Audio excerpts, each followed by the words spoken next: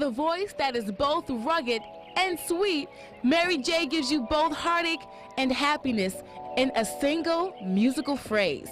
A true confessional singer, her emotional honesty is in keeping with the great traditions of blues and soul, as well as hip-hop, keeping it very real and in your face, and luring devoted fans around the world who relate to and appreciate Mary's unique vocal stylings for more than a decade now. Mary J. Blige has never failed to deliver. Every album, music video, and live performance has electrified and inspired. From her double platinum debut album, What's the 411, in 1992, to her latest masterpiece, Love and Life, Mary J. has triumphed. But the road hasn't been an easy one. For every high, there's been a few lows.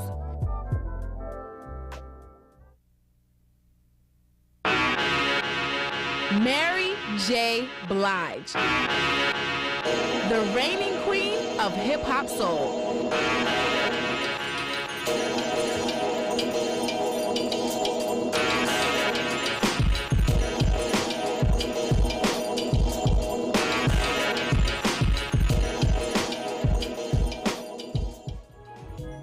Mary J. Blige was born on January 11, 1971 in the Bronx, New York, and spent her early childhood in Savannah, Georgia. When she was just 4 years old, her father, a professional bass player, taught her to sing the notes of the musical staff. But as fate would have it, her father didn't stick around to see how the fruits of his labor would soon pay off. He left her mother, Cora, a nurse, to raise Mary and older sister LaTanya alone. So when Mary was just 5, Cora moved them back to New York and into a public housing development in Yonkers.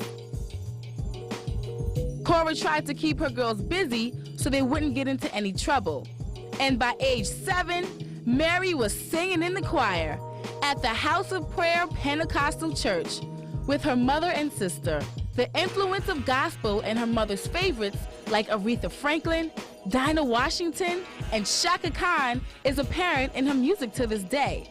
As she grew older, she stayed very active singing in her community, becoming an accomplished soloist in the church choir as well as school choirs up until she dropped out in the 11th grade, a decision that haunted her for years. Mary explains that she was rebellious. She didn't want to go to school. She got to the 11th grade and she just couldn't deal with it. She would fight all the time, girls and boys. That same year, at 17, Mary and her friends made a recording at a karaoke-style booth while hanging out at the mall. Blige's rendition of Anita Baker's Rapture was passed among friends and family and eventually ended up on the desk of Andre Harrell, the CEO of Uptown Records, brought there by recording artist Jeff Redd. With 10 years of professional experience in the music business, Jeff had done it all and was credited with top 20 singles like I Found Lovin' and Love High. Redd's contribution of the single, You Called and Told Me, to the soundtrack of Andre's movie, Strictly Business, became the classic summer jam of 1991 and a New York #1 hit. But even prior to his personal success, he had already demonstrated his skills at spotting talent and having a finger on the pulse of musical trends. When female duo Changing Faces was unheard of, it was Redd that recruited them to sing background for him. So when Jeff submitted the demo of a young, unknown Mary J. Blige to Andre Harrell, the CEO knew to act on it immediately. And at the tender age of 21, Mary signed her first deal with Uptown Records, where she met her co-manager, producer, and mentor, Sean Puffy Combs, now known as P. Diddy. Look, Puffy or Diddy Pop, Papa Diddy, Diddy Pop Pie, I don't know what your name is today. Sure it's changed. Puffy Magic Diddy, I don't know what it is. Sure it's changed a couple times since I saw you last time. Hey, I feel name change coming on right now. Oh, name change. Sounds good. And in 1992, they released her first album, What's the 411, with the hit single, Real Love. I'm Looking for a Real Love was a very impactful song. You heard a female singing in a hip-hop manner, and you heard her relay and touch people in a way that they hadn't done from that genre. It was just something about the groove of that joint. Real love, I'm searching for real love, someone to make. That was just this. That was my joint right there. But Mary J has admitted that Jeff Redd is the man who put her on the map. In an article on Jeff in the New York Beacon, Mary is quoted saying, "Good looking out, Jeff. You the man." She owes all of her success to Jeff Redd. He brought her into the Uptown family. A lot of times, people don't want to help you out of fear that you would take away from their spotlight. But Jeff put her on and was happy for her when she started to blow up. She loves him and will always remember his kindness to her. He'll always be #1 in her charts. Jeff left the spotlight and became a producer for artists like Casey and JoJo, Regina Belle, SWV, and Bobby Brown, just to name a few. Mary J's raw talent could not be denied.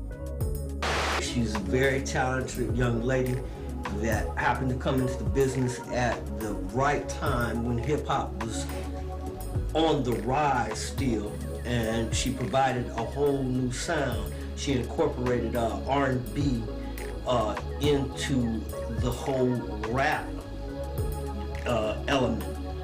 What I mean by that is the sounds are of an urban nature, and she adds soulful melodies to them.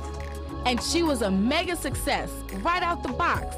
She was the first woman to break into the male-dominated world of New Jack Swing, and the first singer of either sex to successfully combine R&B and hip-hop, like What's the 411, with its unique sound and production, captured the world's attention and curiosity. She had a big impact on us because, I mean, it was just this young, you know, innovative, little, basically hood rat kind of a girl, you know, stepping out with, you know, real love, and she was real hard, she was real tomboyish, but it was something about her that you can tell that she was a superstar in the making. Hip-hop was in a transitional kind of phase, and she came in and offered a bright new take on hip-hop. And I guess that's why today she's labeled the queen of hip-hop, because she kind of like started that whole connection between R&B and hip-hop. It's crazy, Mary. Yeah, your style is just crazy. You still come with bangers, but then the lyrics is still R&B. So it's like, yo, you earn your name. You tell it like it is. I love your music, what you do. And you talk about deep things in your heart. It's more like a gospel when she sings, because it's coming through her heart and it's going through my soul. You just keep it real. And you the realest out there. She sing from the heart, Why you man. think I'm here out here? It's soul. With my cold, just got over the flute. Just over the flute. From Mary, right man. over the flow from Mary. And it's your name, you started shit. R. Kelly did it for love. We did it for Mary. The first time I heard of Mary J. Blige, I heard of Mary J. Blige from What's the 411 album. And at that time, I think Keith Sweat was out, and he was like Mr. Hip-Hop of R&B, and she was like the queen of hip-hop R&B. I love your music. I remember when I used to come home from school, I used to have my headphones on and just listen to your music from, you know what I'm saying, my Walkman. Man, back to the You Remind Me days, man, because the tracks were so hard, man, but I mean, the lyrics are so crazy, and on a crazy rap track, it was bananas, man. So you had no other choice but to listen to. What you think, man? I remember I was like 13, 14 years old listening to your music. Tell him the song that you kept playing over and over again in the car when you met him. You gotta believe, you know, you gotta believe. My favorite album was her very first album because she had a song on there that was really inspirational. It's a lot of songs that I like. What was the name of it? I don't remember. It was the one with when she was talking about the dude and the girl, and it came over, it had the... How can I love somebody else? And if I can't love someone to know from knowing joint they put on, you have to get the slow dance. You don't know That about was the that joint song. right It's there. messing up. I'm sorry. Had the Oh, I got a conversation. Monday, a friend of mine. Tuesday, we played a game. Wednesday. I used to be vibing Yeah, out that there joint like was this, crazy. like. Ever since that first album, I've been a fan. It took many hours and it hurted really bad, and that was my last tattoo after that. I would fax it to her. When I'm gonna get her today, I'm gonna show her and I'm gonna let her know I'm a diehard fan. I don't have a t-shirt, that don't last forever. This is gonna last forever. It's me and her forever. #1 fan. We coming about an hour away to come see you, you know what I'm saying, because we true fans. My first time seeing her live, man, so I'm in for a real good treat out here, man. That's Second, baby. My wife, she had a video on you, and she used to watch it all the time. all the women I've talked to, they say like coming to a Mary concert is like a revival. They say it's like a church revival. They come back and feel proud to be a woman. I can relate to her that way.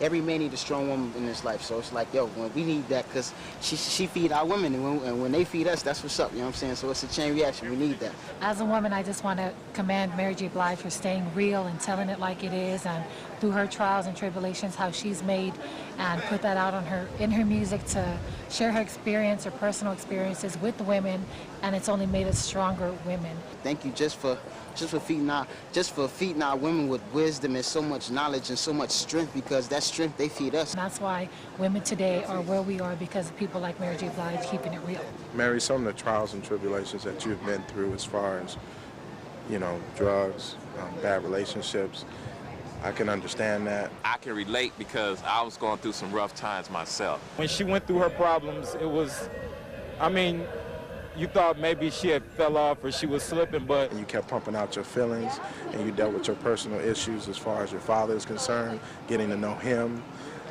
creating and having a relationship with your father. That's a beautiful thing. Everybody goes through problems, you know what I'm saying? She's human. She's just been like a testimony, you know what I'm saying? And she's been an example how you can get out of struggles. I knew that she was still strong and that she would bounce back because I had faith in her, and I knew that she was a strong person. It made you, it didn't break you. You stayed strong and you kept pumping out those hits. She gonna be out forever. She didn't come and go. She's out there still making albums and doing a good job at it. You make history since, what it was, like 93 almost? Yeah. I mean, this is 2003. We're going on 10 years. So you don't see very many stick around, and it goes to show she's got it. Your music will never die. It's going to go down like Aretha, Anita. You know what I mean? You're going to go down like with all of the divas in this world. Whatever you want to imagine, man, you can do it, Mary. Diva. That's what's up. That's Diva. what's up. You know what's cracking, Diva. Mary. That's what's up, man. You are the diva of this generation, and I don't care what nobody say, the Shanties, the Beyonces, whatever. They ain't got nothing on you. You're just so real. There's nobody better than you, Mary. Nothing like Mary it, J, man. listen, Nothing man, like you it, man. know That's what's the OG good. homegirl, That's man, what's with up. the soulful groove. That's They real, coming man. from her. They just compare put it like a this. song to one of her hit songs, if anything. Yeah. Like Beyonce, she's a beautiful woman, but Mary is more beautiful because she's coming from the heart. She realer than any one of these R&B women out there. It don't compare, man. You don't listen. You don't hear that from no other artist, and that's real. This is uncut right here, man. Yo, that you don't hear that from no other artist. It don't compare, man. Because ain't nobody in this era right now, as far as women, as far as hip-hop, I don't care whatever they try to put around it, you are the best. You're the original. A woman of her own status. If she was here right now, I would just want to pray with her. I would just want to hold her hand and thank her. I give you a hug, man, because you deserve that, man. That's what's up, man. You're just a blessing. I really don't have the words to say, you know what I'm saying, what you've done in my life. We just want to thank you. Thank you. I love Mary J. Mary, much love, baby. Peace. Mary J. Blige was a star, but was she ready? From the start, Blige did not wear the mantle of fame easily.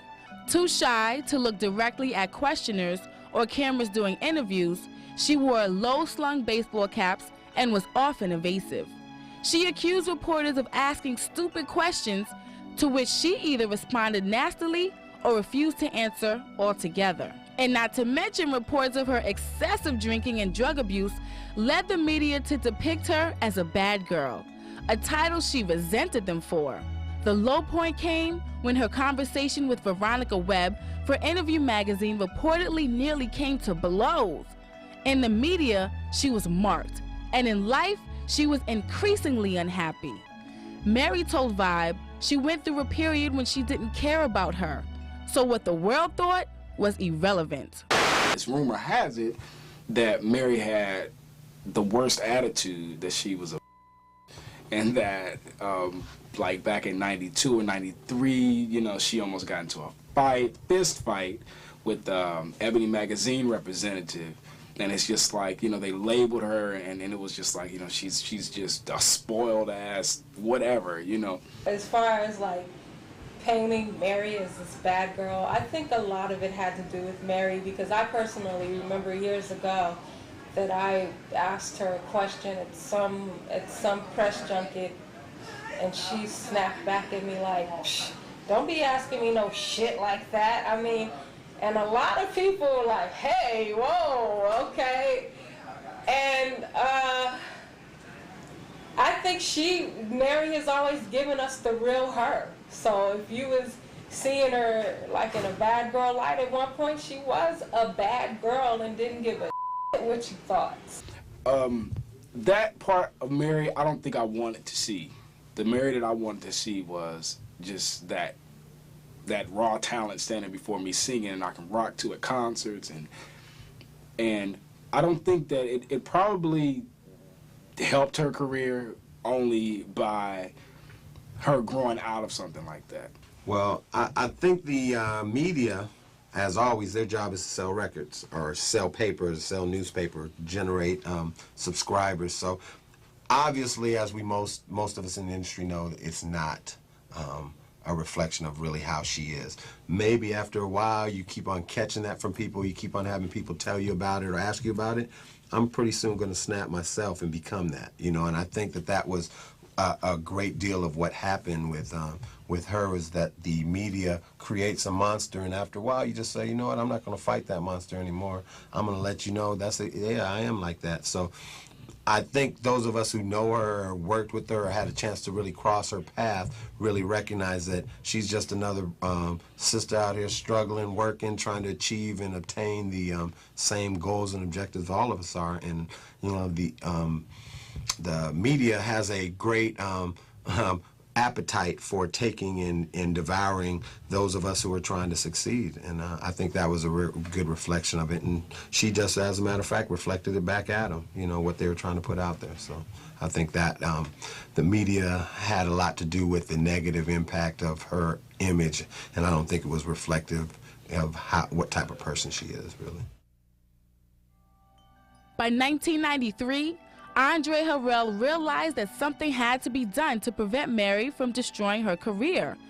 And with his encouragement, she enrolled in a 24-week development class taught by Angelo Ellerby of Double Exposure, a public relations firm. Ellerby's course was designed to coach performers on interviewing techniques, etiquette, diction, and personal finance. Blige, who was well known for her highbrow conflicts in her early career, evolved into diva status, a woman filled with confidence who has learned to be a professional thanks in part to Ellerby. What's the 411 became a top 10 smash hit, spawning additional singles like Reminisce and Love's No Limit, as well as the classic remake of Shaka Khan's Sweet Thing. In 1993, Mary began to rule the airwaves, and the awards were just rolling in as well. 2 Soul Train Awards for Best New Artist and Best Single Female for Real Love, a Source Award, and an American Music Award nomination. That year, she also released a remix album, What's the 411, one of the first of its kind. It was all about Mary. But Mary wasn't all about it. Mary goes on to explain that she always wanted to sing so that she could make a little extra money to get clothes and stuff, but she never imagined all this. She could go and flip a joint with Busta Rhymes. She could go flip a joint with Eve or with Jay-Z or somebody like that, and it feels right. It feels right when she does it. And I can't say the same about you know, other R&B female vocalists. It seems like that's just something that they're trying to do, just incorporate. it's like hand in glove with Mary J. And believe her, this is a tough business. People just don't realize it. But being in this business can take its toll on you, because so many people are pulling you to do this or that. Sometimes you just want to go to the mall.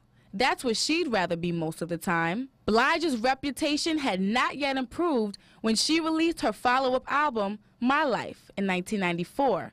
It echoed many of Mary's earlier influences, from Stevie Wonder to Gladys Knight, while always remaining true to her hip-hop roots.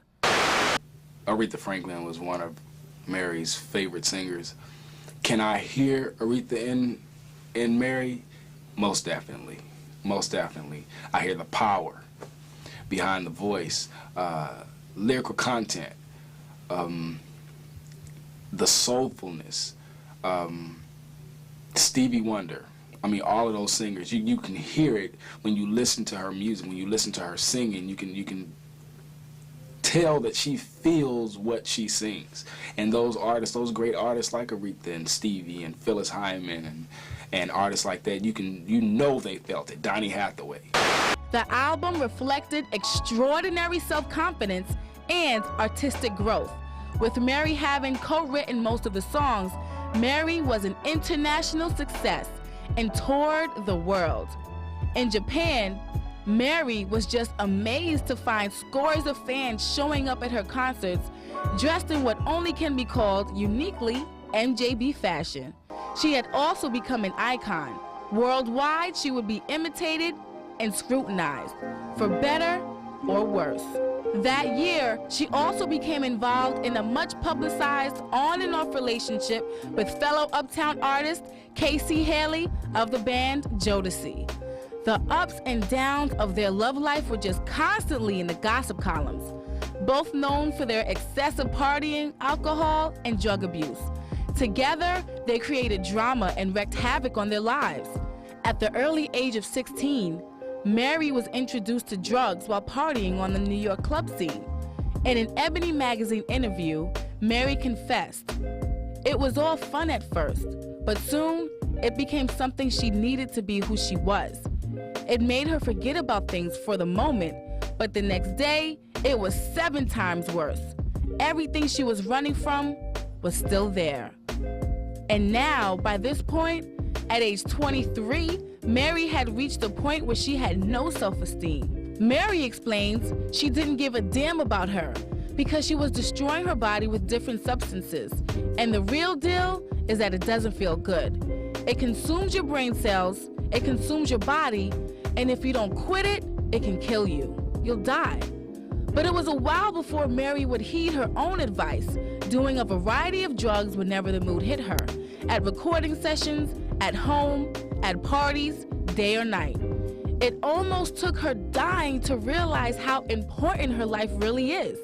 And when her idol, songbird Phyllis Hyman's suicide from a drug overdose in 1995 made the headlines, it had a dramatic effect on Mary. That day she said, she's not doing this anymore. You can tell that Mary's been through a lot. I definitely think that all the stuff that she went through with the drug abuse, the mental and physical abuse of others, I think that definitely played a part in her development and her growth, as it does all of us. After that, Mary developed a new attitude and began to look to God and family for help. My Life soon reached triple platinum status, and she won the title as the Queen of Hip Hop Soul. Blige and her family had been much more involved in the production of that album than they had the first, which helped Mary to put her life in perspective. Family will tell you when you're doing wrong, no matter how famous you are, and that's a good thing. Her sister LaTanya sang background vocals on 5 tracks, and Blige herself co-wrote most of the songs, fueling speculations that the album was partly autobiographical. Blige, however, denied. The songs were a window into her life. My Life is not autobiographical, it's just music. Even though she said it wasn't, and even though she, for publicity reasons maybe didn't refer to it, it was obvious to those of us who understood pain, understood suffering, that this was a reflection of things that she was going through. She's always shared her struggles with us. She shared her life with us. And what's so beautiful about Mary is that she didn't have a problem doing that, knowing that a lot of us go through the very same thing that she goes through. And I'm so glad that she was woman enough to address those issues without regret. I know she feels blessed for the opportunity to express it through music. You know, that's the blessing. A lot of people don't get to express their pains and sorrows, the heartaches they go through. So I think that Mary really, she reflects that. She has a great, she knows the vehicle in which she has in front of her that helps her express herself and helps her grow as a person. I think Mary's life has been an open book. I think a lot of her personal life experience is reflected through her music. It's just music. Every single day is what her album is about. Every time you see couples, that's what her album is about. It's about making love, finding yourself, being happy with yourself. 1995 proved to be a pivotal year for Mary. After Andre Harrell left Uptown to become CEO of Motown, Mary signed with Hank Shockley of MCA Records. She also parted ways with P. Diddy, became her own executive producer, and found new managers. And to top it all off, she broke off her volatile relationship with KC. It was time to clean house, and Mary's was brand new. 1996 proved that change could be a good thing. Mary was also nominated for a Grammy Award for Not Gon' Cry, the hit song from the Waiting to Exhale soundtrack, and won a Grammy for Best Rap Performance by a Duo for You're All I Need to Get By with Method Man. Share My World, Mary's third album, debuted at #1 in early '97. It purged her emotionally crippled past with songs of hope, love, and freedom. She grew up so much. You definitely see the growth and the maturity in her music and record making. She has the most inspiring voice for a young black artist. Listeners got to know an unmasked Blige, a singer who showed her wide vocal range, not one molded in Diddy's one-dimensional image. Mary sings soul from the soul, and if a singer's vocals are as important as the words conveyed, then it's obvious that Blige did the right thing when she decided to crawl out of the 90s brand of R&B full of over-familiar samples and 2-for-1 beats. Instead, Mary crisscrossed the country, working with some of the best producers on the planet, like Jimmy Jam and Terry Lewis, Babyface, R. Kelly, Malik Pendleton, and Rodney Jerkins, which accounts for the album's rich diversity, Mary explains. She did what she wanted to do this time. And if you think about it, most people in the music industry don't work with the same people their whole lives. How are you gonna grow if you stay with the same people? She needed to branch out and work with other producers so her visions could come to life. And she was right. Share My World was named Best R&B Album of the Year at the American Music Awards, was nominated for numerous Grammy and Soul Train Awards, and topped the Billboard 200 album charts for 4 weeks in a row. By the end of '97, it was certified double platinum, with several of its singles making the top 40 and top 10 lists. From the opening notes of the deliciously upbeat debut single, Love Is All We Need, performed with Nas and produced by Jimmy Jam and Terry Lewis, Mary raises her battle cry. It's the essence coming from herself, because we need self-love too. Ballads like the tender Everything or the slinky, jazzy Share My World shows off Mary's new level of expression. I Can Love You, featuring Lil' Kim, plays a common theme of Mary's, which is finding balance and love. 7 Days weaves a simple children's rhyme into a sophisticated tale of love and longing, while Missing You recounts a lonely lover's wish list for a perfect romance. One of the album's best songs, the hip-hop ballad Searching, is all about self-discovery, a journey Mary herself has undertaken in recent years. People get scared when they hear something they don't understand, Mary explains. She's learning how to handle things even if she has to scream and cry, even if it kills her. She just can't run anymore. That's the only way you're gonna be happy and deal with yourself. Working with so many producers might have proved daunting to some, but Mary had the time of her life. Mary goes on to say, It was a blessing to work with people like Babyface or Jimmy and Terry. Sometimes it's better for her to be in a new and uncomfortable situation because she'll work harder, she explains. As for her songwriting, Mary agrees that she has only gotten better. Writing is a healing process for her.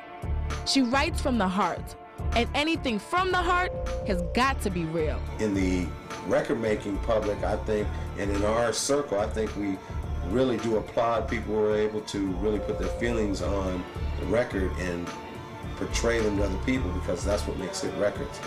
Share My World was the beginning of a new and more focused Mary, a happier, more confident Mary, a woman at peace with her past and optimistic about the journey that lay ahead of her. She's a lady now, she told Ebony magazine. With growing up comes a lot of responsibilities.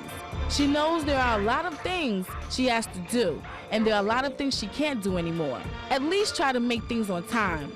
That's the mature Mary, realizing that if she stands somebody up for an interview, it's not for them, it's for her. They're gonna get paid. It's a more responsible Mary who wants the best for her. She wants to challenge herself more to see what comes out of it. Patience is a virtue for her now. With Mary playing up her new attitude toward the music business and her personal life in interviews, claiming to have found self-love, for that reason and others, Mary's career prospered. In January of '98, she crossed over into acting and had a guest spot on The Jamie Foxx Show, playing a preacher's daughter who wants to sing R&B, and in July, she released a well-received live album called The Tour. It was recorded at Mary's performance at the Universal Amphitheater. She never headlined before, so she said, let's capture it. It was a real good year for her, so she wanted to show that. The result is a live recording of one of Blige's most electrifying shows. In addition to her own mega hits, she does live covers of Aretha Franklin's Daydreaming and soul and gospel singer Dorothy Moore's Misty Blue. She's done a lot of cover songs. And if we go back through those cover songs, I bet you every one of them will reflect admiration for the artist or the person who did it. Now, for those two songs alone, the album is definitely a collector's item. Blige goes on to say that those are both songs that her mother just loved. Mary explains she remembers hearing both songs a lot when she was a kid, and so both songs were influential to her as a singer. I think it's real obvious in a lot of the song choices that Mary has chosen to record over the years. I think that's reflective of her paying homage to her idols. Paul Campbell of Global Marketing at Seagram's America was quoted saying, Seagram's Gin was pleased to join Mary J. Blige in her first national tour. It was one of the most exciting of the season. I had the great pleasure and great blessing of being employed and being able to work alongside Mary J. Blige during the Mary Tour as a programmer and drum technician. So I had the great honor of every night seeing a real professional. A lot of people maybe thought that Mary J. Blige was manufactured or a studio-created image or a studio-created artist. I'm a person standing right here who takes great pride and really is impressed by real entertainers and real musicians, and I saw a person go out every night, night after night. We did 52 cities and 65 nights, and every night Mary J. Blige hit the stage. She gave 110%. She, on tired nights, on days she wasn't having a great day, or days when the media and all the other things that we've talked about, which are our regular life situations, were taking place. And at the end of the day, when she came to work, the fans got 150% every night. Mary's artistic talents are unparalleled, and when one looks at her career in retrospect, it is obvious that she has grown tremendously. Her music has evolved over the urban scene from the midst of the hip-hop explosion to the more mature R&B. In addition to Mary taking time to bolster the self-esteem of young fans, she has decided with this, her first solo national tour, to donate a portion of the ticket receipts to 100 Black Men, a nationwide organization with the mission of improving the quality of life for African Americans and other minorities. 100 Black Men turned out to be the perfect to marry a community need with Mary's talent for giving. In '98, Mary also decided to try her own hand at the music business and formed her own label, Mary Jane Entertainment. The label features artists from the worlds of R&B and rap on its roster and was born out of Mary's frustration with her own inability to foster the careers of artists she discovers.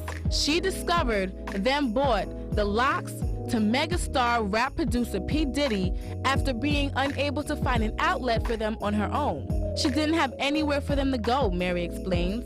She wished she could have brought them with her, but she's really happy for the success they found with Diddy. She is working with a variety of artists, getting them groomed and ready for the challenges that lay ahead of them. Challenges Mary can give first-hand advice on. As of yet, no artists have been released on Mary's label. By year's end, the tour was certified gold. Mary performed on another Terry McMillan's movie soundtracks, How Stella Got Her Groove Back, with the track Beautiful. She also spiced up DMX's hit album, Flesh of My Flesh, Blood of My Blood, singing on the track Coming From. All in all, 98 was a very good year for Mary and a sign of the mega success to come. At the 1999 Grammy Awards, Mary was nominated for Best R&B Performance by a Duo or Group for Lean On Me, a song she did with Kirk Franklin and the Family, R. Kelly, U2, and Krista Lewis from Franklin's New Nation Project. And Mary got another chance to flex her acting muscles on the cable TV show Strong Medicine. In a flashback episode, Mary tackles the role of Bo Peeps, the lead singer of a hip-hop R&B band and romantic interest of one of the show's main characters, Peter Riggs. Riggs plays bass in the band. By May, Share My World was certified triple platinum, and in August, Mary was ready to drop her new LP entitled simply Mary. It featured tracks with Aretha Franklin, Lauryn Hill, Eric Clapton, Nas, X-Bo, KC and JoJo, and Elton John. Mary debuted at number 2 on the Billboard Pop charts and at number 1 on the R&B charts for 3 weeks. I just feel honored, first of all, because I have people looking at me, wanting to be on the record. So I just feel like, oh my God, you know, is this what you've been telling me to wait for when so many doors have been closed in my face? He said, wait. He said, wait, I got something for you, and then this is it, you know. First single was a top 40 hit, All That I Can Say, written and produced by Lauryn Hill. All I can say is when I first heard this song, I felt like I was on a magic carpet. I was in Stevie Wonderland for I just was everywhere that I was when I was little. And I said, I don't know where Lauren's head is right now, but I love where her head is because it takes us back to where we were when we were small. And I was so happy to be a part of her project. Well, and I'm so happy to be a part of her project. My sister. Another track, Time, addressed current issues in the inner city. Mary explains, in the ghettos, there's a lot of people dying every day. People getting shot for no apparent reason. People gambling in the hallways and getting killed. When she was living in Yonkers, someone got shot over a dime bag. Time is for the inner cities. There's not enough room in the hospital to take care of people, and nobody wants to fix up the buildings for the bums. She goes on to say, you should try to work toward doing the right thing because you could be gone tomorrow. Her newfound attitude is evident on her album, Mary. Blige said it was a start toward becoming a better person. She goes on to say she was looking to finally close the book on a lot of situations and open a new book and a new door to draw the right things and get rid of the wrong things. Part of the process involved inviting artists she respected to record with her. Blige says it shocked her that Aretha Franklin would want to work with her on her project because she's just a little girl compared to the time she's had in the music business. In addition to a late 70s, early 80s feeling that appealed to various audiences, Mary offered classic songs like Deep Inside featuring Elton John. It's the first time she's ever been able to say something good about her work. For some reason, she thinks this one was so original and had so much original work on it. It just impresses her that she could ever deliver an album like this. She's impressed herself. She's saying it because she's so thankful to God that He gave her the ability. The single Not Looking was originally meant to be sung with Blackstreet, but when the collaboration didn't pan out, there was nowhere else to look but to KC. He was by far the best choice. but it would be a test for Mary to be able to work with her ex-boyfriend. Fortunately, it turned out to be a success, and there was no drama to be reported. Blige also had the honor of performing at a benefit concert at the White House with a host of other musical celebs. Mary explains she's never been nervous in her life before, but she was kind of nervous about meeting the president. But Clinton is mad cool. He struck her as being a very regular person, not all stuffy. Mary explains she can't speak on his personal life, but just as a person, he's very nice. Even with her celebrity status, Mary remained single, and it wasn't out of choice. Exasperated, Mary explains men can't get in her space right now. She doesn't know what it is, but it just won't happen. And she's not pushing them away. She's there, trying to be there. Is it her? Who is she as a woman? She just doesn't know. Maybe it's all for the better. Maybe she needs to focus on Mary J. Blige right now, and not a man. But that's not to say Mary hasn't got her romantic fantasies. But for now, she worked on improving Mary. All year, Mary was on a caveman diet, as she calls it. She works out, eats no carbohydrates, and drinks lots of water to flush her out. But a lot of it is mental too. Once you take a lot of stress off, you automatically lose some pounds. She gets her crunches in every night, and she really wants to be fine. Over the course of the year, she has shed about 30 pounds and has taken her physical fitness very seriously. Mary explains she feels like it's part of who she is to make her look nice, and she wants to look better, and it's in making her feel better too. For the first time in her career, Mary began looking at the big picture, the overall package.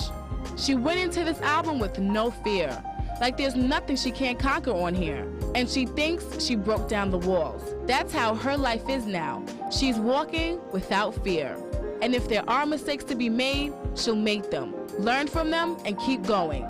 In keeping her newfound courage and confidence, Mary began studying for her GED, and without a doubt, she will conquer this too. In October, Mary made her film debut in Prison Song, a movie about fighting police brutality. Q-Tip co-wrote the script with the film's director, Darnell Martin. Blige plays a character whose husband was a victim of police brutality and who fights to save her son from the same injustice. Q-Tip also stars, and Robert De Niro produced. The film didn't do too well, but Mary's performance was well received. By year's end, Mary was certified platinum. Mary J was nominated for 2 MTV Europe Music Awards for Best Video and Best Song for As with George Michael. She also made the MTV 100 Greatest Videos Ever Made for You're All I Need to Get By with Method Man. She's a multi-platinum selling artist. She's Grammy nominated, Grammy winner, Soul Train winner, any award that is possible. I'm sure she has had the opportunity to participate in it. So with that, that creates a lot of expectations for other people coming up behind them, trying to consider themselves a queen of soul, the queen of hip hop, the queen of anything, as a matter of fact, because she has done it again. Here we go, we're talking about 10, 12 years later, and she's still working and still making an impact, and that's rather impressive. Mary ended the year by taking part in NetAid and was honored with the 1999 Heroes Award by the RIAA. With all the accolades, Mary is still grounded and in the community from when she came. Backstage at the Soul Train Music Awards, Mary spoke forcefully about her lifelong allegiance to hip-hop because she grew up on it. Just like the church, just like God, it's something that you might go astray, but you always remember where you came from. Mary came into the new millennium with a bang. She was nominated for a Brit Award, 3 Grammy Awards, and won a Soul Train Award for Best R&B Soul Album for Mary. And Give Me You hit the top 40. But Mary wasn't content to just reap awards. She wanted to give back as well. She teamed with Lil' Kim to serve as a spokesperson for MAC Cosmetics' Viva Glam 3 lipstick campaign.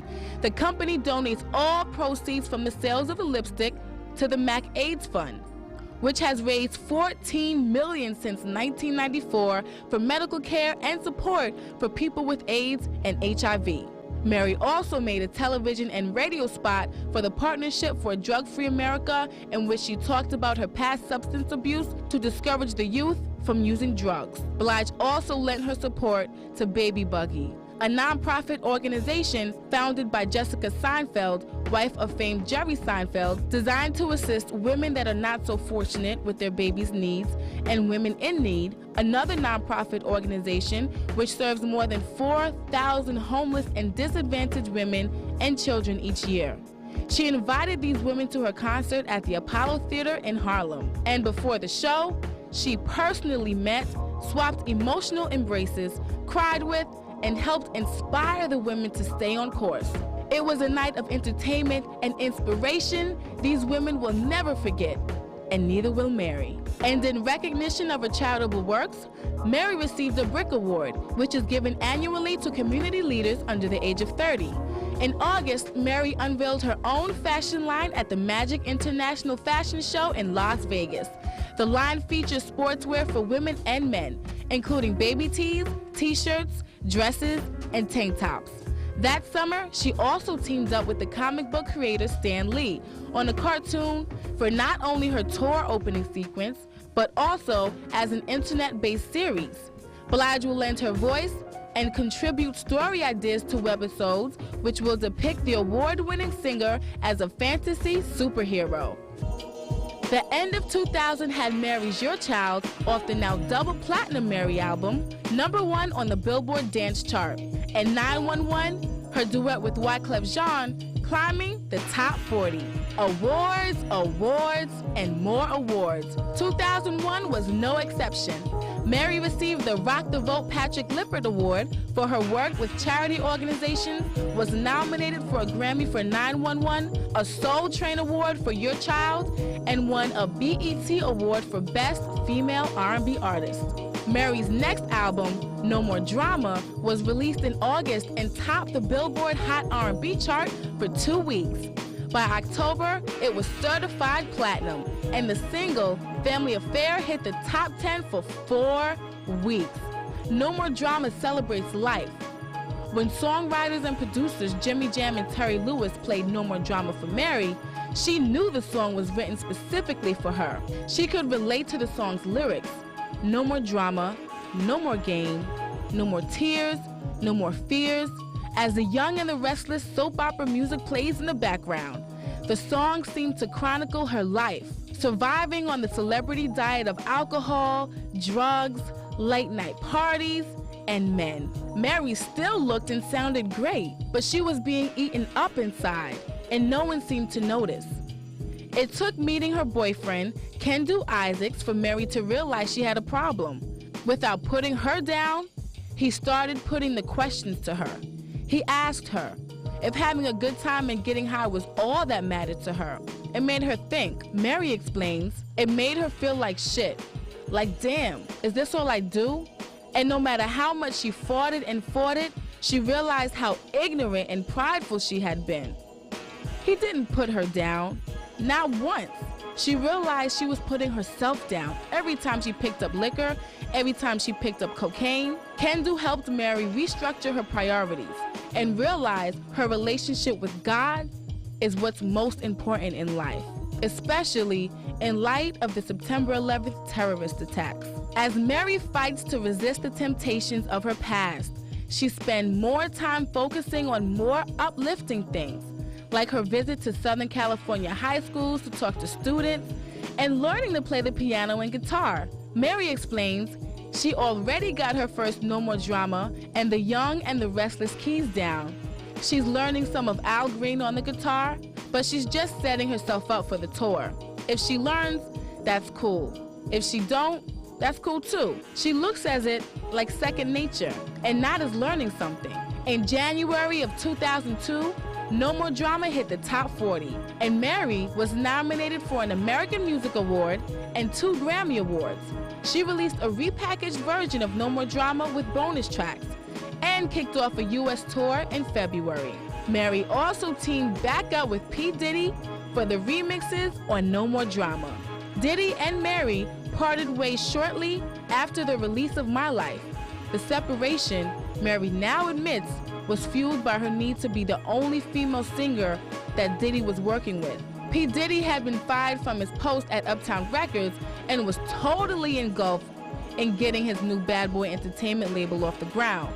One of the first acts he signed was singer-songwriter Faith Evans. Now that they have buried the hatchet, Mary is glad to have her old friend back in the studio with her. No More Drama was topping all the charts in 2002. You know, I mean, Mary's been around for 10 years.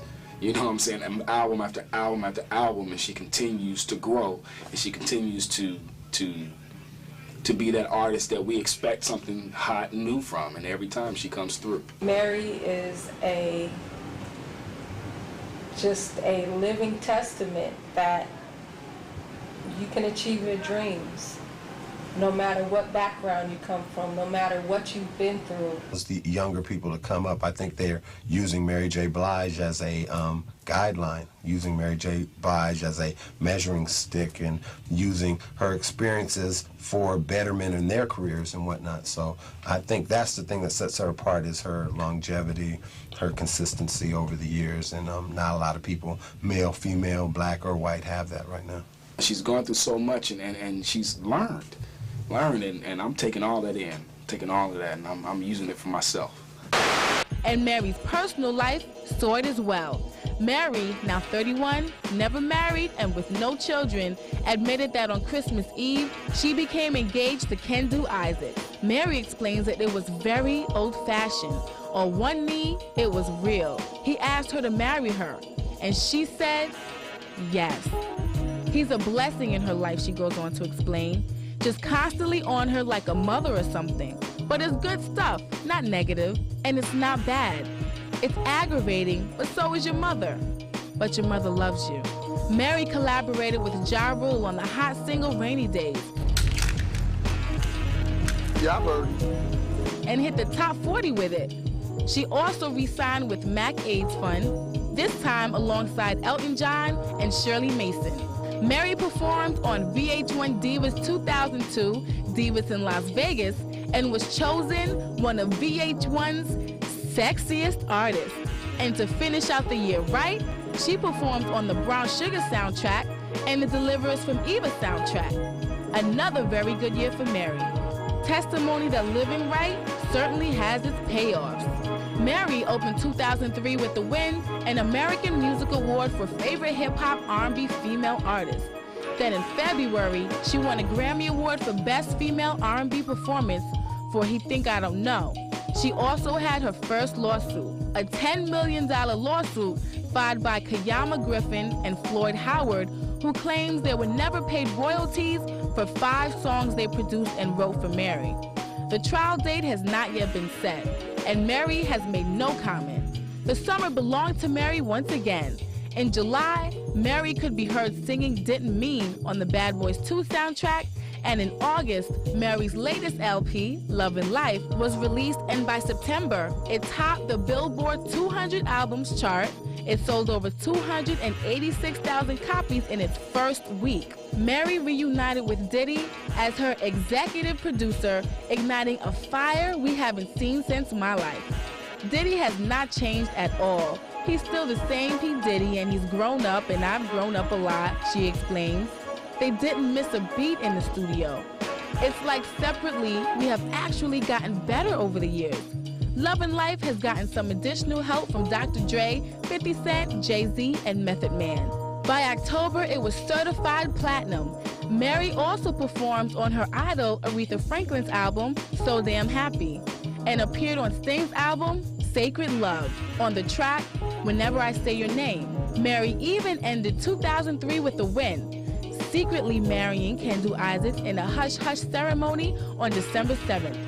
Just 50 guests attended, none of them A-listers, at Blige's Bergen County, New Jersey home. We already know Mary J. is nominated for 3 Grammys in 2004, and there'll surely be lots more where that came from. Now, Mary J. Blige has come a long way and learned a lot along the way. She's a role model for all of us, and a blessing to behold on stage and off. Mary J. Blige holds the reigning title of Queen of Hip Hop Soul. Yo, Mary J, do your thing, mama, and make sure you stay bringing that fire. Keep it coming, Mary.